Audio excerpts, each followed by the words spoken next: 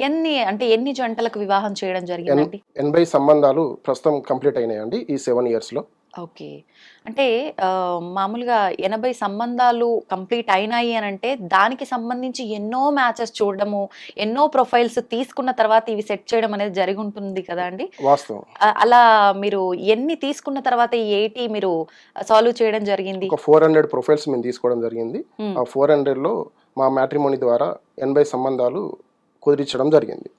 80 సంబంధాలు 400 తీసుకుంటే దాంట్లోంచి 80 ఫైనల్ చేయడం జరిగింది. జరిగింది. అన్ని ఓకే. సంబంధాలు కూడా హ్మ్. బ్యూరో ద్వారా కావడం జరగవచ్చు, జరగకపోవచ్చు. హ్మ్. మేమైతే సక్సెస్‌ఫుల్‌గా 80 సంబంధాలైతే కంప్లీట్ చేయడం జరిగింది. దాంట్లో ఓకే. ఇంటర్ క్యాస్ట్ ఉన్నాయి. హ్మ్. రెగ్యులర్ వచ్చే సంబంధాలు కూడా ఉన్నాయి. తోడు నీడము కూడా చేస్తాము మేము. హుహుహుహు.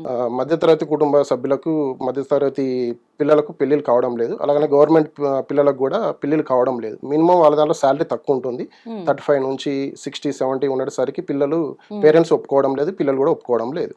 ఓకే. ఈ 35,000, 40,000 ఏ జోనర్‌కి సంబంధించిన వాళ్ళకండి? గవర్నమెంట్ సెక్టార్ అండి. గవర్నమెంట్ సెక్టార్‌లో. హ్మ్.